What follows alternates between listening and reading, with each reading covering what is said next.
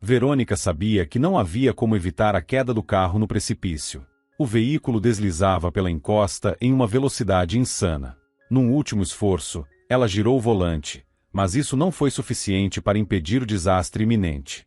Que estupidez! Viver mais um minuto para quê? Pensou, com a amarga sensação de que era tarde demais. Nos últimos meses, Verônica não vinha se sentindo bem.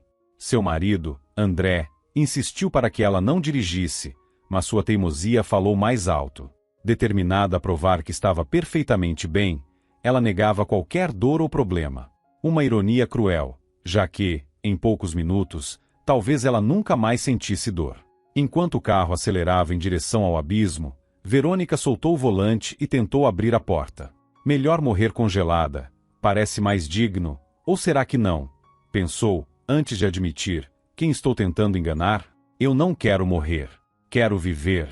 Sussurrou essas palavras como se falasse com uma parte cínica e cansada de si mesma, um alter ego cruel que já havia desistido. De repente, a porta se abriu, e Verônica foi arremessada para fora, quase como se o destino tivesse decidido lhe dar outra chance. Enquanto caía pela encosta coberta de neve, o carro tomou outra direção, capotando violentamente até desaparecer no precipício. O som do metal se esmagando ecoava mesmo através do uivo da nevasca, mas, para Verônica, já não parecia um prenúncio de morte. Tentando se mover, percebeu que suas mãos e pernas ainda respondiam. Não havia dores insuportáveis, apenas alguns cortes superficiais nos braços. Nada disso importava. O principal era que estava viva. Preciso ligar para André. Ele vai saber o que fazer. Ele faria qualquer coisa por mim. Tateando o bolso em busca do celular, uma onda de tontura tomou conta de Verônica. Seus pensamentos começaram a ficar confusos, e ela desmaiou na neve. Antes disso, André estava genuinamente preocupado com Verônica, insistindo que ela parecia exausta. Agora, inconsciente, ela teve novamente a sensação de estar voando pela encosta, presa ao cativeiro de aço do carro. Aquele veículo, outrora um aliado confiável, transformou em um predador voraz, arrastando-a diretamente para as garras da morte. O que disso era real? Talvez ela já tivesse morrido, e tudo aquilo fosse apenas uma ilusão. Não, os mortos não sentem frio. Um arrepio percorreu seu corpo quando percebeu que suas mãos estavam congeladas pelo contato com a neve. Com esforço, abriu os olhos e descobriu que estava deitada em uma vala, parcialmente coberta por neve. Tentou se lembrar do que havia acontecido. Antes de desmaiar, sabia que seus braços e pernas ainda obedeciam. Reunindo forças, tentou se levantar enquanto as memórias da queda voltavam lentamente. O momento em que, quase por milagre, conseguiu abrir a porta e se lançar para fora do carro. Tropicando, caiu várias vezes enquanto tentava se mover. Suas mãos, congeladas e quase sem sensibilidade, foram escondidas nas mangas do casaco de inverno. Exausta, sentou-se na neve para proteger a cabeça, agora descoberta, já que o gorro havia caído em algum lugar. Com o que restava de forças, envolveu a cabeça com o cachecol, que, felizmente, era longo. Era uma peça tricotada por sua mãe anos atrás, com lã vermelha e um desenho bobo de árvore de Natal. Talvez ele ainda carregue a força do amor da mamãe, pensou. Uma ideia supersticiosa, mas naquele momento, reconfortante. Ao virar a cabeça para a direita, Verônica notou algo estranho escrito na neve. Precisou de esforço para entender o que estava escrito. A mensagem, parcialmente coberta, ainda era legível. Espere, fui buscar ajuda. A palavra fui estava escrita incorretamente, e as letras eram tortas, como se uma criança as tivesse desenhado. Verônica ficou confusa. Como aquilo era possível? De onde poderia ter surgido uma criança em meio àquela tempestade? Mesmo assim, acima da mensagem, na subida da encosta, havia uma trilha de pequenos passos na neve. A visão encheu Verônica de uma esperança inesperada. Determinada, Verônica tentou mais uma vez encontrar o celular para pedir ajuda, mas o aparelho estava completamente inutilizável.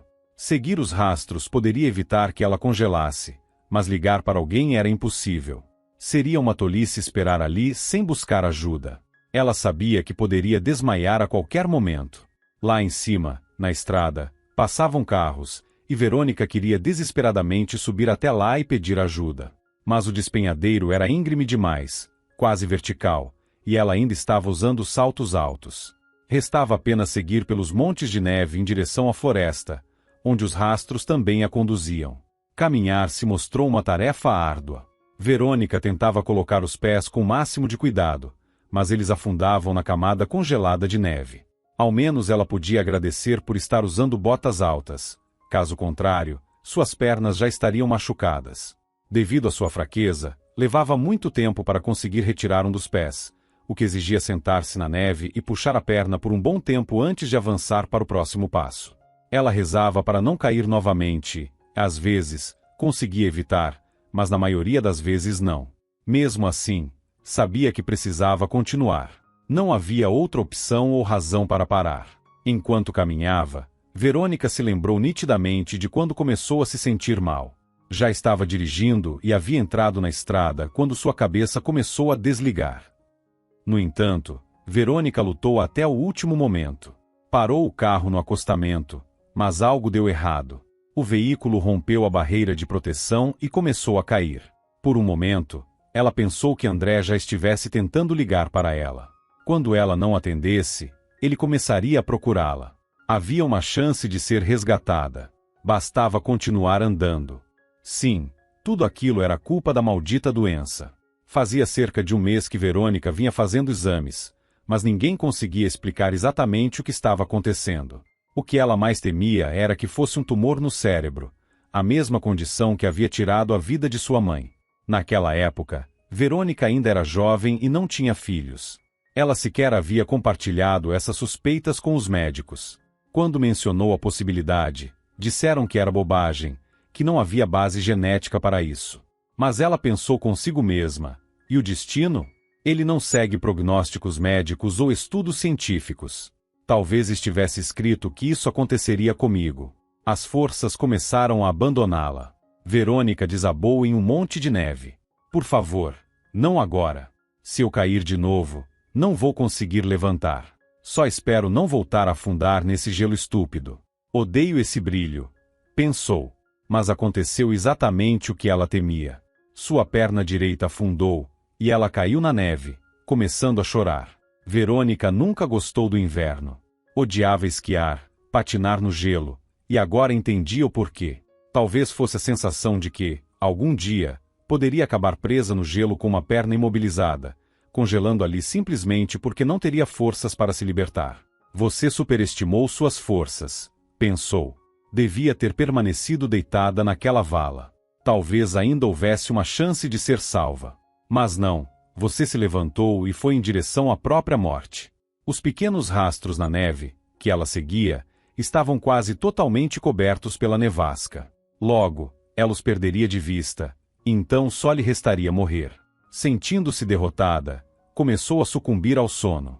Estava exausta de lutar contra a morte. Uma amarga ironia, refletiu. Ela sabia que aquele sono seria fatal, mas o doce alívio da paz parecia irresistível. Verônica pensou que todo ser humano, em algum momento, sonha com o fim de seus problemas. Então talvez isso não fosse tão ruim. Já estava pronta para se entregar ao esquecimento, quando, de repente, ouviu, através da névoa de sua mente, o som de um sino. Um minuto depois, uma voz infantil chegou até ela. Verônica pensou, por um momento, que fosse uma alucinação.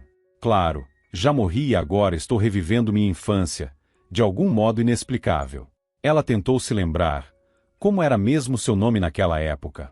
Giselda, ou simplesmente Gilda, a pastora alemã que seu avô adorava. Se eu morri, talvez vá encontrá-los, pensou. Ao longe, ouviu um latido e virou a cabeça na direção do som. Será que é mesmo a Gilda? Ao lado do cachorro, estava um homem idoso. É ele, o vovô. Ele vestia um casaco de pele, tinha barba branca e usava raquetes de neve, exatamente como Verônica lembrava de sua infância. No entanto, ela ainda não conseguia distinguir o rosto dele e não entendia quem era o garoto ao seu lado. Talvez seja o Arthur, pensou, referindo-se ao menino com quem costumava brincar na infância. Sim, e o trenó deles é igual ao que usávamos. Gilda, Arthur, vovô. Estou feliz por ter morrido. Verônica sorriu antes de fechar os olhos novamente, delirando. O frio e o choque tomaram conta dela. Ajude-me a colocá-la no trenó, garoto, disse o homem mais velho. Eu não sou pequeno vovô. Quantas vezes tenho que dizer isso? Respondeu o menino, com indignação. Arthur, me passe o casaco dela, ou não conseguiremos levá-la até a cabana, insistiu o homem. Então é mesmo o Arthur. Então eu realmente morri, pensou Verônica. Mas algo parecia estranho.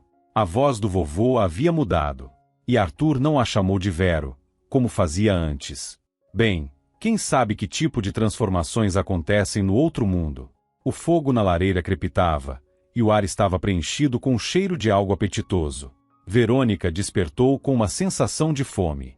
A mulher de neve acordou. Gritou uma voz infantil.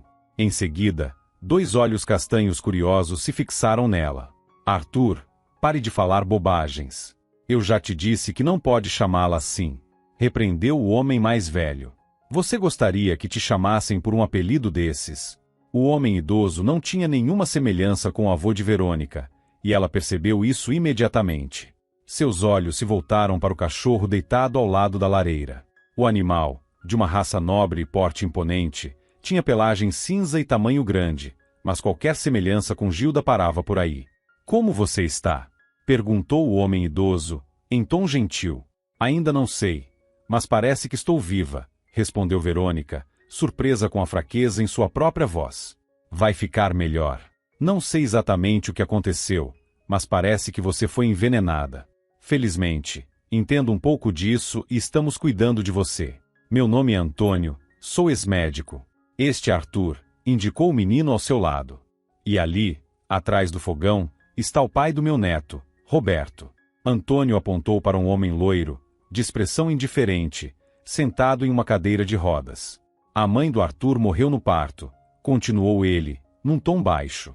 E meu genro, Roberto, foi atingido por um tiro. É improvável que volte a andar, mas é um homem de bom coração. E como você se chama? Perguntou Arthur, curioso. Verônica, respondeu ela, esboçando um sorriso.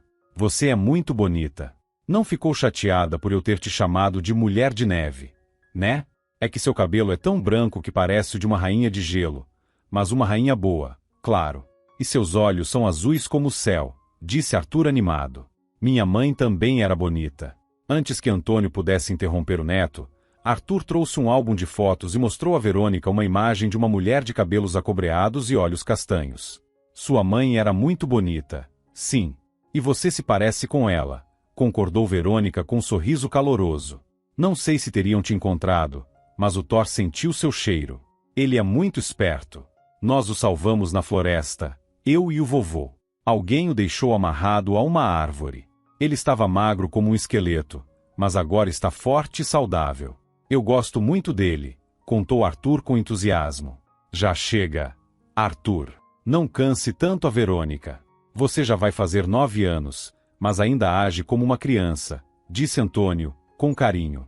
Ah, mas o Arthur conta coisas muito interessantes. Respondeu Verônica, sorrindo. Eu também tive um cachorro quando era criança. Era uma pastora alemã, e eu adorava cachorros. Bom, mas agora você precisa comer e descansar. É a única forma de se recuperar, insistiu Antônio. Ele trouxe uma tigela de ferro com uma sopa aromática. Verônica, porém, conseguiu dar apenas 2 colheradas antes de sentir-se exausta. Eu achava que estava com fome, disse Verônica, desapontada. Não se preocupe, aos poucos seu apetite vai voltar. Como dizem, tendo os ossos, a carne cresce, brincou Antônio, esboçando um sorriso. Meu avô também costumava dizer isso. Animou-se Verônica, antes de aceitar alguns goles de uma bebida forte que Antônio lhe ofereceu em um pequeno frasco. O gosto era tão amargo que ela fez uma careta e balançou a cabeça. Eu sei, é forte, mas você quer viver, não é? Disse Antônio, olhando-a com firmeza. Verônica refletiu. Desde o acidente, vinha questionando sua vontade de sobreviver. Logo depois, caiu novamente em um sono profundo. Assim, uma semana se passou. Aos poucos, sua mente começou a clarear, e a preocupação tomou conta de seus pensamentos. O André deve estar enlouquecendo. Mas não havia telefone na cabana, apenas um rádio usado para comunicações curtas. Antônio explicou que os rastros e a mensagem que Verônica havia visto eram reais. Foi o pequeno Arthur quem a encontrou. Ele tinha visto o carro capotando e correu para ajudar, perguntando se alguém precisava de socorro. Ele é muito bondoso, pensou Verônica, olhando para o menino com gratidão. Ele correu um grande risco, suspirou Antônio. Puxou isso do pai, o Roberto. Ele tentou evitar que caçadores furtivos continuassem suas atividades ilegais e acabou levando um tiro. Eu avisei que não devia se meter, que era melhor arrumar outro emprego. Pai, você fala como se eu tivesse culpa de algo, interrompeu Roberto, que raramente participava das conversas. Normalmente, ele apenas se concentrava em alguma tarefa, mas parecia incomodado com o tom de Antônio, que sempre o retratava como um sofredor. Não se surpreenda por ele me chamar de pai, explicou Antônio para Verônica. Ele me vê como um pai, já que não teve um. Antônio, então, mudou de assunto. Verônica, será que você poderia ajudar Arthur a melhorar nas tarefas da escola? Ele gosta muito de você, mas a professora dele não é boa. Na verdade, ela acha que Arthur é burro. Antes ele tirava notas medianas, agora só consegue notas baixas. Minha mãe era professora de literatura, respondeu Verônica com um sorriso. Por isso, fui obrigada a ser boa nessa matéria. Ela era perfeccionista e acreditava que a filha de uma professora deveria ser melhor que os outros. Verônica riu, e sem pensar duas vezes, decidiu que ajudaria Arthur com muito prazer. O menino dedicava-se às aulas com entusiasmo e valorizava cada palavra de incentivo que recebia. Você está falando sério ou só está com pena de mim? Perguntava a ele, inseguro. Verônica era sempre honesta, elogiando apenas quando Arthur realmente merecia. Isso parecia motivá-lo ainda mais. Enquanto o menino continuava a melhorar suas notas, até mesmo nas matérias mais difíceis, comentou com entusiasmo que a professora parecia implicar com ele e não dava boas notas por pura birra.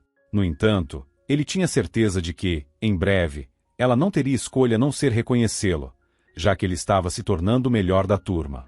Quando Arthur saiu para a escola, Antônio se aproximou de Verônica e, com um tom sério, perguntou: Ouça, sei que é um assunto delicado, mas você já considerou a possibilidade de o acidente não ter sido apenas um acaso? Há alguém que poderia querer te prejudicar? Verônica ficou surpresa. Durante todo aquele tempo, essa ideia nunca havia lhe ocorrido. Não, de jeito nenhum. Meu marido me ama, e meus parceiros de negócios são pessoas muito respeitáveis, respondeu ela, tentando afastar aquela possibilidade. Mas alguém tentou te envenenar, não foi? Caso contrário, como explicamos a presença de tantos tóxicos no seu organismo? Você mesma disse que não toma remédios. Além disso, você tem negócios, e o dinheiro atrai todo tipo de gente, nem sempre as melhores, suspirou Antônio, olhando-a com preocupação. Verônica refletiu por um instante antes de responder. Sabe, na minha família temos uma doença hereditária. Minha avó teve, minha mãe também. Então, quando comecei a me sentir mal há um mês, pensei que fosse isso. Nunca considerei a ideia de envenenamento. A possibilidade de que alguém pudesse querer sua morte era profundamente perturbadora para Verônica.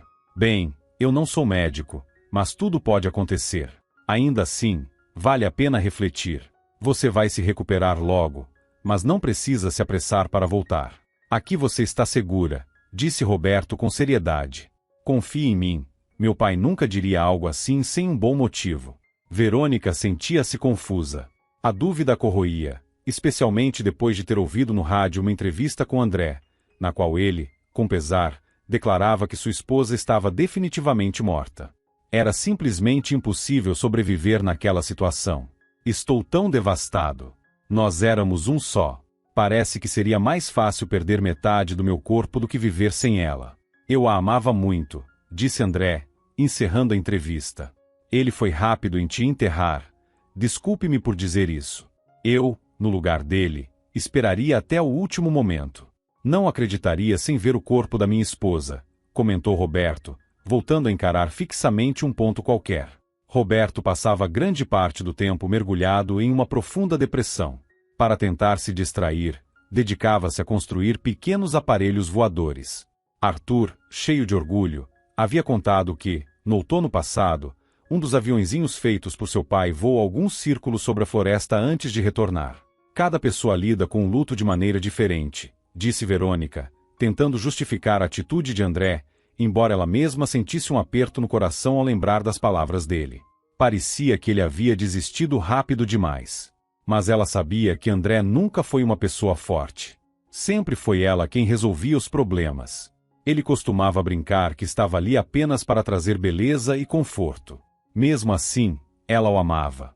Para mudar de assunto, Verônica voltou-se para Roberto e perguntou: "Sabe, meu negócio está relacionado a drones, e eu acho isso muito interessante. Talvez possamos trocar ideias." Roberto hesitou por um momento, mas acabou aceitando a sugestão com um leve aceno de cabeça, intrigado. Ela não esperava que Roberto estivesse criando algo extraordinário, mas queria distraí-lo, afastando dos pensamentos sombrios que pareciam consumi-lo. Verônica também sentia pena de Arthur, que claramente se preocupava muito com o estado emocional do pai. Até mesmo Antônio, o avô, parecia mais preocupado com a tristeza de Roberto do que com sua condição física. "Isso é apenas uma distração, nada importante", respondeu Roberto com indiferença. Depois de algum tempo, Roberto começou a falar sobre suas atividades, mas desviou o olhar, e seus olhos castanhos refletiram uma tristeza profunda. "Você entende, não é? Para mim, tudo acabou. Só continuo por causa do meu filho e do meu sogro, mas sinto que sou mais um peso para eles." "Não diga isso. A vida só termina com a morte. E por enquanto, estamos vivos", respondeu Verônica, tentando animá-lo. Roberto sorriu de maneira cética, mas, naquela noite, desenhou para ela o esquema que ela havia solicitado. Apesar de relutante, Verônica percebeu um grande potencial no que ele criou, um potencial que Roberto parecia não enxergar. "Essa ideia pode ser patenteada", pensou ela. No entanto, decidiu não mencionar nada naquele momento. Sua prioridade era sair daquele cativeiro de neve, recuperar seus recursos e possibilidades, e depois recompensar seus salvadores. Ela queria garantir que Roberto não precisasse mais se preocupar com o futuro de Antônio e de Arthur. "Não posso decepcionar ninguém. Tenho contratos importantes. Além disso, o André já me considera morta. E se ele morrer de tristeza?" Verônica se pegou pensando, mas, ao lembrar da entrevista que ouviu no rádio, suas dúvidas aumentaram. André parecia surpreendentemente confiante durante a entrevista. Ele havia mencionado que assumiria o controle das coisas e que certamente daria conta de tudo. Para Verônica, suas palavras soaram estranhas, quase como uma atuação forçada, feita por um ator pouco convincente. Embora não quisesse tirar conclusões precipitadas, aquilo a incomodava profundamente. Ela não respondeu nada a Roberto quando ele disse que, se ela fosse sua esposa, procuraria por ela até encontrar o corpo, mas, no fundo, concordava. "Se André desaparecesse, eu não pouparia esforços ou dinheiro para descobrir a verdade." Além disso, outra preocupação surgiu em sua mente. Se André realmente assumisse a administração de tudo, poderia arruinar os negócios. Ele nunca teve habilidade para isso. Sempre preferiu delegar responsabilidades. Sentindo-se mais recuperada, Verônica decidiu que era hora de voltar para casa e retomar sua vida. No entanto, ao olhar pela janela, percebeu que a nevasca estava forte e implacável, tornando impossível qualquer tentativa de sair da cabana. Mesmo assim, determinada, sugeriu acompanhar Antônio até a cidade mais próxima. Ele, porém, foi firme em sua resposta. "Não seja tola, Verônica. Você está certa, claro, mas eu não vou deixar que me acompanhe. Você se perderia na floresta. Para atravessar uma nevasca assim, é preciso conhecer o local e ter experiência", explicou Antônio com seriedade. "Eu irei sozinho. Usarei as raquetes de neve para chegar até a cidade mais próxima e, de lá, ligarei para seu marido. Avisarei que você está viva e informarei as coordenadas." Antônio reforçou que não fazia sentido levá-la junto. Apesar de Verônica se sentir melhor, ele insistiu que ela ainda estava fraca, e sua presença poderia atrasar a viagem e aumentar os riscos. Relutante, Verônica concordou em ficar, permanecendo na cabana com Arthur e Roberto. Determinada a ser útil, ela se dedicou ao que podia. Ajudava a preparar as refeições, auxiliava Arthur com os deveres de casa e se esforçava para manter uma rotina que trouxesse um pouco de normalidade, mesmo com a incerteza e o isolamento que pairavam sobre todos. Roberto, visivelmente inquieto, não conseguia se acalmar. Quando achava que Verônica não podia ouvi-lo, murmurava para si mesmo, com raiva: Para que eu sirvo? Um inválido. Eu deveria ter ido no lugar dele. Verônica também estava preocupada. Durante seu tempo na prisão de neve, ela refletiu profundamente sobre sua vida, tentando entender as razões para aquilo ter acontecido. Pensou em suas aspirações de felicidade pessoal e em seu casamento com André. Ela precisava admitir que, embora o relacionamento fosse estável, havia se tornado superficial. Fazia muito tempo que André não perguntava o que ela pensava ou sentia. E quando ela tentava abordar esses assuntos, ele sempre respondia com piadas. Verônica se lembrou de sua infância em uma família rural, forte e unida no passado. O avô de Verônica criou a mãe dela sozinho, após perder a esposa de maneira trágica. Sua avó faleceu de tristeza depois que os filhos morreram afogados ao nadar em um rio. A perda devastadora levou o avô a dedicar sua vida exclusivamente à filha, recusando-se a se casar novamente. Ele costumava dizer, com certa ironia, madrastas são ainda mais arriscadas do que padrastos. Com os homens, geralmente dá para perceber o que estão pensando, mas com as mulheres, vai entender. Quando a mãe de Verônica se casou, ela e o marido foram morar na casa do avô, criando Verônica naquele mesmo ambiente rural onde ele havia criado sua filha. Verônica cresceu cercada pelo amor discreto do avô, um homem severo, mas que demonstrava sua dedicação e amor por meio de atos silenciosos. Ela passou sua infância em uma família unida, vivendo muitas aventuras na aldeia, especialmente nos verões. Foi lá que, junto com seu amigo Arthur, encontrou uma cadela pastora alemã abandonada, a quem decidiram chamar de Giselda ou como chamavam, Gilda. A cadela lembrava uma antiga guerreira, forte e destemida, capaz de enfrentar sozinha uma matilha de cães ou lobos. Gilda se tornou a protetora mais confiável das crianças, que adoravam explorar os arredores da aldeia. A cadela, muitas vezes, os guiava para fora de lugares remotos e os mantinha seguros, evitando que encontrassem animais selvagens ou pessoas mal intencionadas. O pai de Verônica vinha de uma família de intelectuais e, na juventude, teve um grande conflito com os próprios pais, que consideravam Ana, a mãe de Verônica, uma pessoa simples demais e não à altura da família. Uma camponesa sem dote. Pense bem, Otávio. Que tipo de futuro vocês terão? Disse a mãe dele, tentando convencê-lo a desistir. Eu a amo, e o que tiver que ser, será. A vida é só uma, e não quero envelhecer abraçado a um apartamento e a um documento de posse, vivendo na solidão, respondeu Otávio. A mãe de Otávio sabia bem o que isso significava. Ela mesma havia renunciado a um grande amor no passado, apenas para passar décadas solteira. Só aos 40 anos casou-se com um homem digno, mas sem amor, com quem teve um filho. Era óbvio que Otávio queria construir sua vida baseado no amor, algo que sua mãe não conseguiu fazer. O pai de Verônica tinha um futuro promissor, estava destinado a se tornar diplomata, como o próprio pai, e herdar um apartamento luxuoso no centro da cidade. No entanto, ao se casar com Ana, uma camponesa, todo o patrimônio foi deixado para a irmã mais velha de Otávio. Verônica mal se lembrava de sua avó paterna. Havia visto a mulher apenas uma vez, quando ainda era criança. Era uma senhora loira, pequena e bem arrumada, que olhou para a menina de 10 anos com certo desdém. "E do que você gosta, criança?" perguntou a avó com uma expressão de desprezo. "Meu nome é Verônica. E a senhora é minha avó, não é?" respondeu a menina, surpresa com a forma como foi chamada. Ninguém nunca a havia tratado de forma tão fria. A avó franziu o rosto, visivelmente incomodada, e pediu que a chamasse de Dona Ivone. Depois, entregou a Verônica um conjunto de lápis de cor e um livro de desenhos para colorir. Verônica tentou criar um vínculo. Falou sobre Gilda, a cadela que ela adorava, e compartilhou as alegrias de sua vida no campo. Achava que podia derreter o coração gelado de Dona Ivone, que, para ela, apenas escondia uma avó normal por trás de uma fachada arrogante. Mas suas tentativas foram em vão. A avó apenas comentou: "Viu, Otávio? Eu avisei. Mais cedo ou mais tarde, virão as bebedeiras e a decadência. Eu e seu pai tínhamos razão." No entanto, Otávio completou com um suspiro: "Mas, mãe, ela é a minha cópia. Não consegue ver?" perguntou o filho.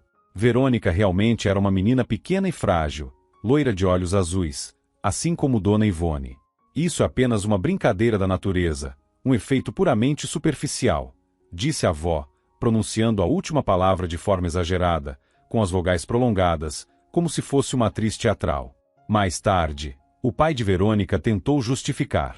Sua avó é uma pessoa diferente, mas, mais cedo ou mais tarde, o relacionamento de vocês vai melhorar. Afinal, vocês são da mesma família. Mas as coisas nunca mudaram. Verônica viu Dona Ivone apenas em algumas ocasiões especiais, como o Ano Novo e seu aniversário. Nessas visitas, a avó entregava presentes impessoais, sem demonstrar interesse em criar um vínculo, e mantinha sempre uma expressão de desagrado, como se estivesse cumprindo uma obrigação. Até os 14 anos, os pais de Verônica pareciam felizes juntos. Então, um dia, sua mãe anunciou: "Você vai ter um irmãozinho em breve." "Que ótimo!" exclamou Verônica, animada. Ela imaginava que o irmão seria seu melhor amigo e que, com ele, nunca mais se sentiria sozinha. Afinal, Arthur, seu único amigo verdadeiro, havia se mudado da aldeia, e eles já não se viam nos verões. Além disso, ele quase nunca escrevia. Na escola, Verônica não tinha amigos. As meninas a achavam excêntrica demais. Ela era conhecida por dizer exatamente o que pensava e por não hesitar em apontar quando achava que alguém estava mentindo, o que frequentemente causava desconforto entre os colegas. Essa sinceridade lhe trouxe não apenas inimigos entre os colegas, mas também entre alguns professores. Para piorar, Verônica era uma aluna exemplar, o que fazia com que muitos a considerassem uma puxa-saco e a odiassem em silêncio. Até mesmo Gilda, a velha cadela que a acompanhava em suas aventuras, havia morrido alguns anos antes. Pouco tempo depois, o avô também faleceu, deixando um vazio ainda maior em sua vida. O tão esperado irmãozinho parecia ser a única luz em meio a tanta solidão. Contudo, ele nasceu prematuro e não sobreviveu. Verônica ouviu o pai explicando que o parto aconteceu cedo demais. A mãe, que já estava frágil, começou a definhar rapidamente. Sua doença, um tumor cerebral, agravou-se, e os médicos disseram que o estresse havia acelerado o crescimento do tumor. Antes de morrer, a mãe contou a Verônica que algo semelhante havia acontecido com sua avó, após a perda dos irmãos. "Espero que você não tenha o mesmo destino, minha filha. Não corra riscos. Cuidado com essa herança genética", foram as últimas palavras da mãe. No funeral, o pai de Verônica estava completamente desorientado, dizendo coisas sem nexo. Depois disso, ele começou a beber. Verônica assumiu todas as responsabilidades da casa. Quando o pai foi demitido devido ao seu comportamento, ela continuou a encobrir seus erros e a cuidar de tudo. "Me perdoe, filha. Eu simplesmente não consigo viver sem ela", dizia o pai, que, apesar de continuar gentil e tranquilo, nunca largava a garrafa. Um ano depois, ele foi encontrado morto na rua. Verônica tinha apenas 19 anos na época. Ela decidiu convidar a avó paterna para o funeral, acreditando que, apesar de tudo, Dona Ivone amava o filho à sua maneira. No entanto, a avó permaneceu tão arrogante quanto antes. "Viu? Eu avisei sobre as bebedeiras e a degradação. Você vai seguir pelo mesmo caminho. Nossa família é decente, mas Otávio se afastou, e você também. Por favor, não me ligue novamente", disse Dona Ivone, encerrando qualquer contato.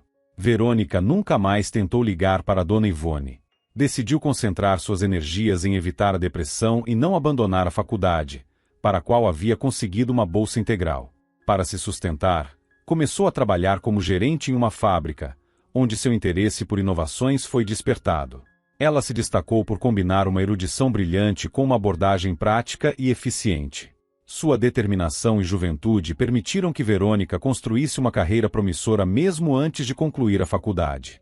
Apesar de precisar cursar o ensino superior à distância, ela conseguiu progredir. Os poucos recursos familiares que restavam não se esgotaram, pois Verônica já havia começado a multiplicá-los. Com seus primeiros rendimentos, mandou erguer belos monumentos em homenagem aos avós, aos pais e ao irmãozinho que nunca chegou a nascer. Ela cuidava regularmente dos túmulos, considerando isso um ato de respeito e gratidão.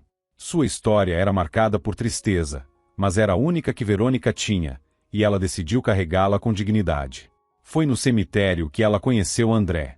Ele estava de luto pela recente perda do pai. Na época, Verônica já ocupava o cargo de chefe de departamento na fábrica. André, um homem de baixa estatura, cabelos escuros, queixo pouco definido e olhos cinzentos, contou a ela que estava há anos sem conseguir emprego. Não foi exatamente uma atração à primeira vista, mas Verônica resolveu contratá-lo para uma posição administrativa, um trabalho simples que exigia apenas pontualidade e dedicação às tarefas. André demonstrou ser competente e, sobretudo, grato. No aniversário de Verônica, ele a presenteou com um buquê de rosas, um gesto que, embora simples, foi sincero e tocante. Naquela época, Verônica havia acabado de encerrar seu único relacionamento com um homem de aparência rude, mas atraente, que a havia enganado. Ele era casado e nunca teve a intenção de se divorciar. Após esse desengano, Verônica decidiu prestar mais atenção às gentilezas de André, um homem delicado e agradável, 10 anos mais velho que ela. Embora André não fosse brilhante intelectualmente nem tivesse um caráter particularmente forte, ele possuía uma qualidade que Verônica valorizava profundamente: nunca mentia para ela. Ele sempre a tratava com sinceridade e respeito. Foi assim que ela aceitou um buquê que ele lhe ofereceu, e algum tempo depois, André a conquistou de vez ao confessar que tinha o sonho de ser pai. Verônica, já com 28 anos, ainda carregava a frustração de ter perdido anos de sua vida em um relacionamento sem futuro com o homem que a enganou. Não queria mais se envolver com heróis brutais. Seu maior desejo era construir uma vida familiar acolhedora e estável, e André parecia ser a personificação dessa segurança que ela tanto buscava. Não sei se poderei ter filhos, sabe? Tenho alguns problemas de saúde, Verônica confessou a ele logo no início. Isso não é um problema. Afinal, podemos adotar uma criança. Quem cria é o verdadeiro pai, sabe? Eu mesmo fui adotado quando era pequeno e nunca me senti menos amado, respondeu André. Essa revelação tocou profundamente Verônica. Ao conhecer melhor a história de André, ela percebeu que sua trajetória de vida reforçava o quanto ele era genuíno e sincero.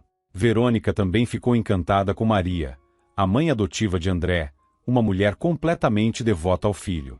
Maria o adotou ainda na infância e sempre demonstrou orgulho por cada pequena conquista dele. Ela mostrava com carinho as fotos da infância de André e guardava premiações escolares por motivos aparentemente simples. Por exemplo, na parede do quarto de André havia um certificado afirmando que, na 3ª série, ele havia feito o melhor coelho de massinha. Também havia uma medalha por participação em uma competição de esqui, sem menção de colocação, apenas com o título Prêmio de Participação. Verônica nunca imaginou que fosse possível receber prêmios por coisas tão simples, mas, bem educada, pensou consigo mesma: talvez eu apenas esteja sentindo uma pontinha de inveja. Meus pais sempre foram bons comigo, mas nunca me elogiaram por coisas tão pequenas. Seria bom, de vez em quando, receber aprovação por tudo. Quem não gostaria? Apesar dessa reflexão, Verônica não desejava uma vida diferente. Seus pais foram honestos e justos com ela, e graças a isso, ela desenvolveu uma personalidade forte. Aos 28 anos, já era diretora de uma filial de uma grande empresa e, como sócia minoritária, tinha direito a 30% dos lucros, uma quantia considerável. Verônica havia atingido o sucesso profissional que almejava e sentia que era hora de se concentrar em sua felicidade pessoal. Quando André, um ano depois, fez o pedido de casamento de maneira tímida, ela aceitou. Ele a amava profundamente e queria formar uma família, mesmo sabendo das dificuldades que poderiam enfrentar para ter filhos. Verônica considerava isso algo positivo. Sabia que André não estava interessado em seu patrimônio. Ele nunca demonstrou ambição por dinheiro e fazia questão de pagar suas próprias despesas, até mesmo nos encontros em cafés. Para apoiá-lo, Verônica sempre escolhia locais modestos, algo que ela não achava difícil, já que nunca gostou de ostentação. No dia do casamento, Verônica finalmente sentiu que havia encontrado sua felicidade. Ela mesma comprou o vestido dos seus sonhos e pagou pelo restaurante da recepção. O anel foi um presente de André, simples, mas para ela, o mais especial. O único pesar era que seus pais não estavam vivos para compartilhar aquele momento de orgulho e felicidade com ela. Após a cerimônia, André se mudou para o apartamento de Verônica. Parecia o mais prático, já que a localização era conveniente para ambos. Quando a mãe de André, Maria, adoeceu, Verônica convidou para morar com eles. Temos 4 quartos. Maria, por que viver sozinha? Aqui será mais confortável para você, disse Verônica com sinceridade. Um tempo depois, Verônica sugeriu algo que vinha considerando há tempos. Acho que chegou o momento de adotarmos uma criança. Eu ainda não consigo engravidar, e acredito que essa seria uma ótima solução. Ela esperava que André ficasse animado, talvez até revelasse que estava esperando apenas por esse momento para tocar no assunto. No entanto, ele reagiu com hesitação, franzindo a testa. Escuta, talvez devêssemos aproveitar mais o tempo só para nós. Com o que ganhamos, podemos viajar pelo mundo. E você, Verônica, vive tão focada no trabalho. Nas férias, eles haviam viajado apenas para um spa nos arredores da cidade, e ainda levaram a mãe de André. Verônica olhou para o marido, surpresa. Mas você sempre disse que não se interessava por luxo, que não gostava dessas coisas e queria uma família. Se nos jogarmos nessa vida de viagens e compras, a vida vai passar. Eu já tenho 30 anos, e você está na casa dos 40. Vamos esperar o quê? Além disso, podemos ajudar uma criança que precisa de nós. André franziu ainda mais a testa, desconfortável, e disse que precisava pensar. Mais tarde, concordou, de forma relutante, em começar a se preparar para serem pais adotivos, mas sempre adiava o compromisso de visitar um orfanato. Cansada de esperar, Verônica decidiu ir sozinha e acabou conhecendo Marco, um menino adorável cujos pais haviam morrido em um acidente de carro. Decidida, ela informou a André que havia escolhido adotá-lo. Ah, então ninguém leva minha opinião em conta, murmurou André, visivelmente irritado. Mais tarde, ele discutiu o assunto com sua mãe, Maria, na cozinha. Para surpresa de Verônica, a sogra concordava com ela. Também queria que uma criança viesse morar com eles. André acabou se desculpando. Desculpe, eu estava errado. É só que isso me assusta um pouco. Mas, se você tem certeza de que está preparada, então vamos em frente. 2 semanas depois, Verônica já não tinha tanta certeza se estava realmente pronta para dar esse passo. Pois naquele período, começou a se sentir mal e decidiu fazer exames para descobrir a causa do agravamento repentino de sua saúde. Ela preferiu não contar a André que temia estar enfrentando a mesma doença hereditária que havia tirado a vida de sua mãe. Verônica sentia tonturas constantes e, em alguns momentos, quase desmaiava. Logo depois, enquanto dirigia, foi surpreendida pela nevasca que quase lhe custou a vida. Será que isso é um sinal do destino? Talvez não deva adotar Marco. Ou será que deveria vender minha parte na empresa e levar uma vida mais tranquila? Ela também se perguntou, será que Antônio estava certo? Alguém realmente tentou me envenenar? Mas onde ele está agora? Por que ainda não voltou depois de tanto tempo? Enquanto Verônica lidava com esses pensamentos, Roberto falou de repente. Me perdoe se isso soa estranho, mas às vezes tenho sonhos que acabam se tornando realidade. Foi assim antes da morte da minha esposa. Hoje, sonhei que precisamos sair desta cabana imediatamente. Algo aconteceu com meu pai, mas ele ainda está vivo. O que deixou Verônica desconcertada foi que Roberto começou a descrever detalhes que ele não deveria saber. Como André se parecia, os nomes de alguns dos sócios de seu marido e até características precisas de Maria, sua sogra. Isso despertou dúvidas em Verônica. Será que ele leu sobre mim e André em algum artigo ou notícia? Afinal, somos pessoas públicas. No entanto, ela sabia que informações tão específicas sobre Maria não poderiam ser encontradas na internet. Tudo bem, vamos sair daqui, respondeu Verônica, ainda dividida entre o ceticismo e a estranha coincidência dos eventos. Será mais seguro. Mas como seu sogro vai nos encontrar quando voltar? Perguntou Verônica. Um aperto crescia em seu peito. Parecia que Antônio já havia insinuado algo semelhante, mas agora Roberto estava quase afirmando diretamente que o acidente de carro não fora um acaso. Alguém queria eliminá-la. E André poderia estar envolvido? De repente, Verônica lamentou profundamente ter sobrevivido. Seria melhor ter congelado e nunca ter descoberto isso. Como vou viver com essa verdade, se ela for real? Suas pernas fraquejaram. Verônica, você está bem? Perguntou Roberto, preocupado. Desculpe se a deixei desconfortável. Talvez eu esteja enganado. Pode ter sido apenas um sonho. Mas, de qualquer forma, devemos nos apressar. Há outra cabana não muito longe daqui, que só a nossa família conhece. Vamos para lá. Prepare-se. A voz de Roberto, normalmente gentil, soou de forma autoritária, surpreendendo Verônica. Era evidente que ele acreditava que aquilo era importante. Eles reuniram o essencial em menos de 1 hora e partiram. O caminho foi longo, levando mais de 1 hora sob uma nevasca cruel. O vento uivava, e o gelo cortava seus rostos, mas Verônica tentou não reclamar, mesmo quando suas pernas começaram a fraquejar. Roberto, apesar de estar em uma cadeira de rodas, usava um trenó adaptado, puxado por Verônica e Arthur. As raquetes de neve foram usadas por Verônica para evitar que ela afundasse na neve enquanto puxava o trenó. Arthur, com passos cuidadosos, ajudava a guiar o percurso. Apesar das dificuldades, eles avançaram lentamente, enfrentando as adversidades com determinação. Quando finalmente desapareceram atrás de uma colina, o som de motos de neve ecoou à distância. Pouco tempo depois, várias pessoas chegaram à cabana que haviam acabado de deixar. No entanto, os rastros do grupo já estavam cobertos pela neve, e a tempestade daquela noite os protegeu, tornando impossível para os estranhos seguirem seu rastro. Verônica, Roberto e Arthur não tinham ideia de que o clima severo havia sido sua salvação. Ela deve estar por aqui. Procurem por ela, ordenou André aos 2 homens corpulentos que o acompanhavam. Um dos homens quebrou o cadeado da cabana com um pé de cabra e gritou: André, não tem ninguém aqui. Será que o velho conseguiu avisá-los de alguma forma? Mas isso é impossível.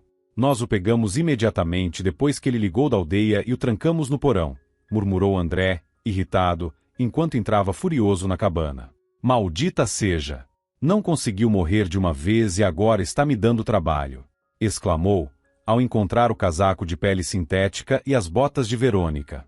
Com raiva, ele jogou os itens no chão, perto da lareira que havia sido apagada recentemente. André sabia que ela estivera ali há pouco tempo, mas, de alguma forma, tinha escapado novamente. O que está acontecendo? Gritou em frustração. Ele lembrou-se de todo o esforço que havia feito, envenenando Verônica lentamente com um medicamento especial. A substância deixava constantemente debilitada e confusa, dificultando suas decisões e ações. Mas a culpa é dela mesma, pensou. Teve essa ideia idiota de adoção. Era só o que me faltava, mais uma pessoa dependendo de mim. André também foi adotado, mas, em sua visão, aquilo fazia parte de um destino especial. Ele se considerava único, alguém para quem a vida deveria oferecer tudo de forma fácil. Pais atenciosos, uma esposa rica e generosa, e um mundo que o tratasse como o ser excepcional que ele acreditava ser.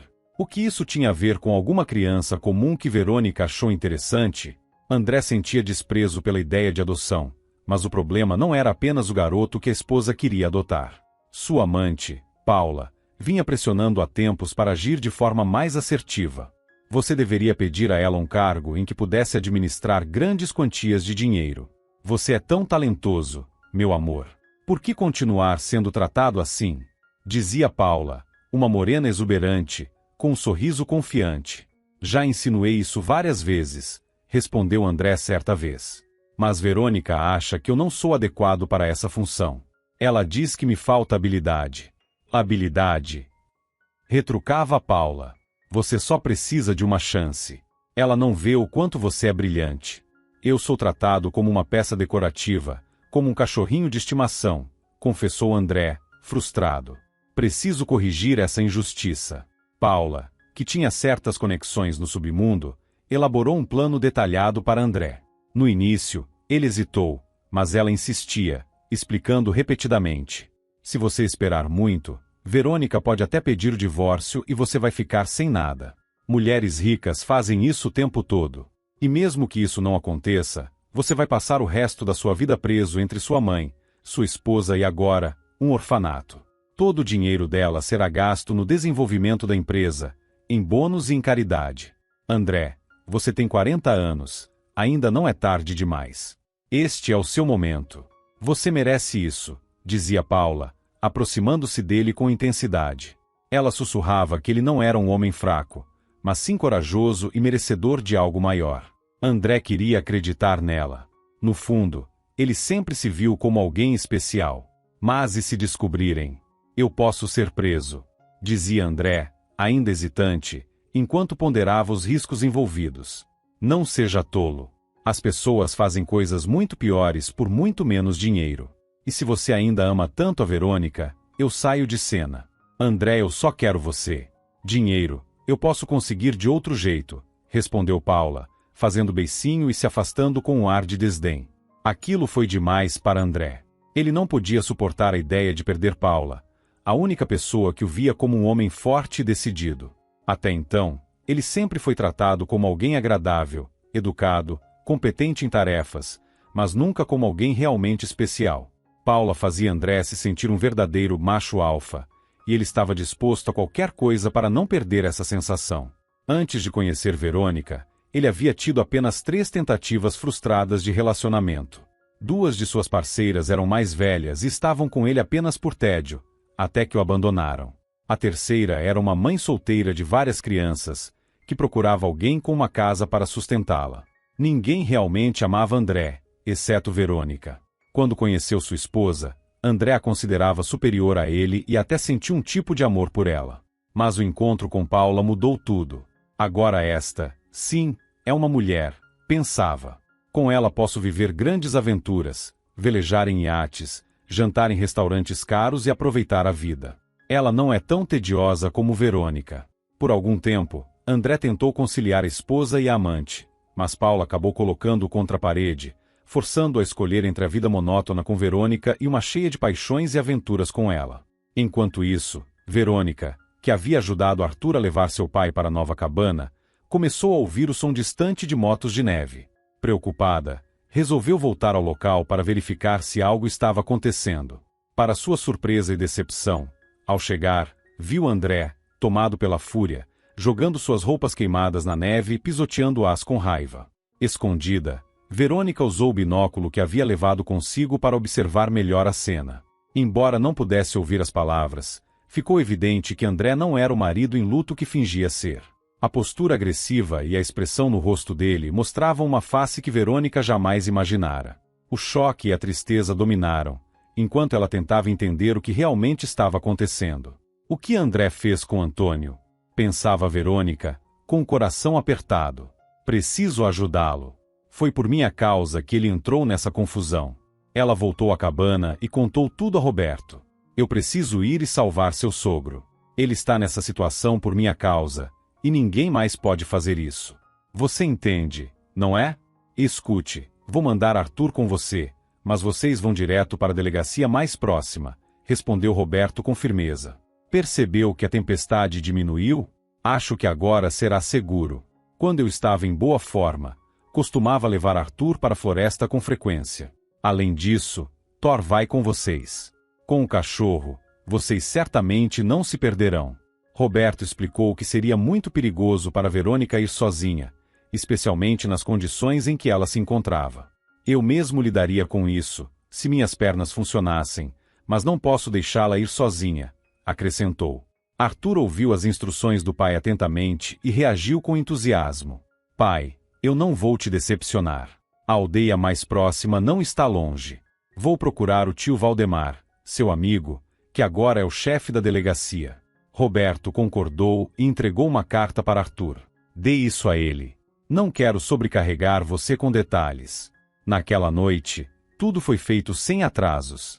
Valdemar chegou à cabana e explicou que a equipe da delegacia já havia saído cedo pela manhã. Antônio foi encontrado e estava seguro em casa, embora tenha precisado permanecer para prestar depoimentos antes de ser liberado. Verônica também participou dos interrogatórios subsequentes e descobriu que, durante sua ausência, todo o dinheiro das contas bancárias havia sido retirado. Ficou claro que André não agiu sozinho, ele teve ajuda de alguém próximo. No entanto, a polícia não conseguiu identificar quem ele estava protegendo. Ele demonstrava alguma atenção especial a alguém? Perguntou Valdemar. Nunca pensei nisso. André costumava visitar diferentes departamentos, mas parecia tratar todos da mesma forma, respondeu Verônica. Então tente descobrir quem pode ter sido. Considero isso uma tarefa para você, disse o policial.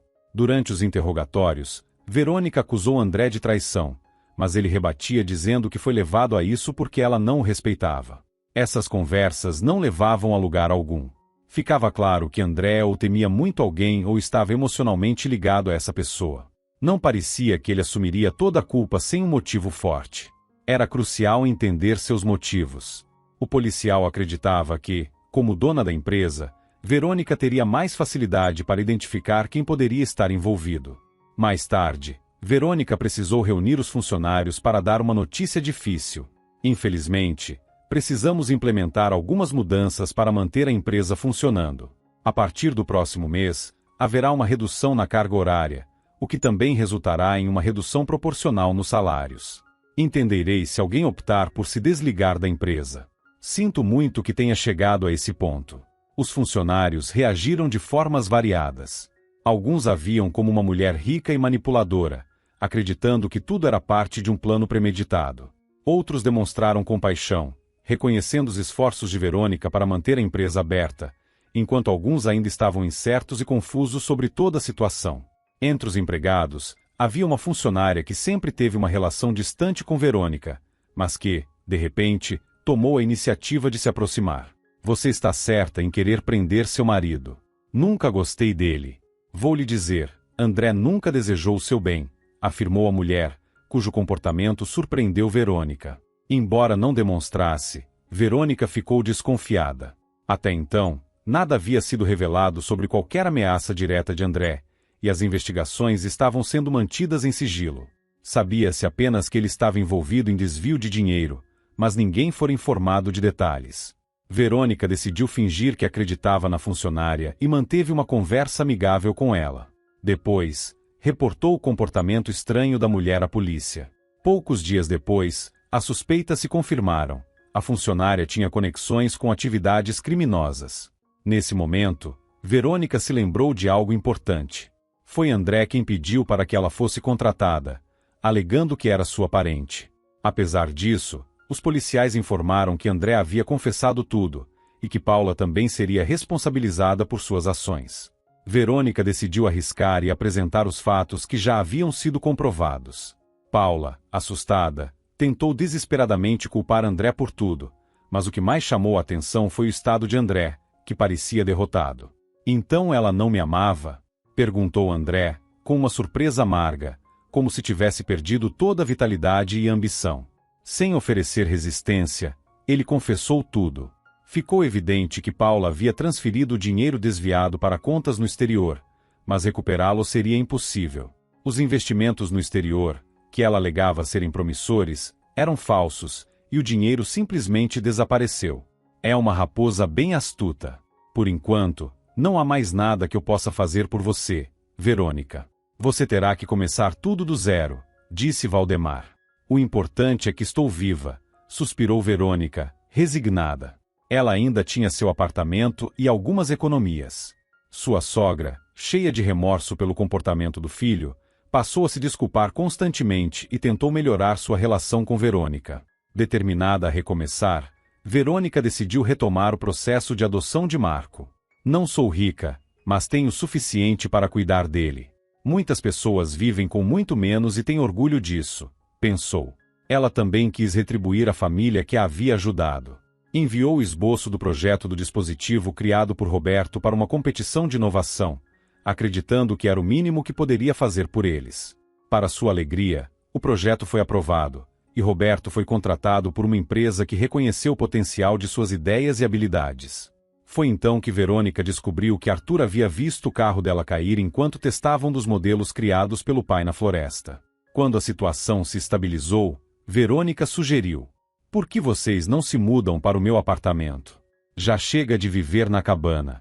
Arthur está crescendo, e em breve terei mais espaço, pois espero um novo membro na família. Ela havia se apegado profundamente à família de Roberto, que inicialmente relutou em aceitar a mudança, mas acabou concordando com o tempo. Verônica sabia que estava reconstruindo sua vida, agora com novas prioridades e alianças que davam sentido ao seu recomeço. Antônio explicou a Roberto que um amigo havia conseguido aprovação para sua cirurgia e que ele deveria se mudar para a cidade. Além disso, Arthur não parava de falar sobre Verônica, e o próprio Roberto, embora hesitasse admitir, sentia falta dela. Antônio também manteve em segredo o fato de que Verônica havia investido uma parte considerável de suas economias para que a cirurgia fosse realizada pelos melhores médicos.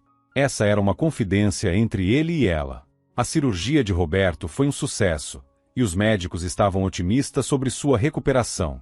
Apesar disso, Explicaram que ele precisaria de sessões regulares de fisioterapia para fortalecer os músculos e readquirir o equilíbrio necessário para voltar a andar normalmente.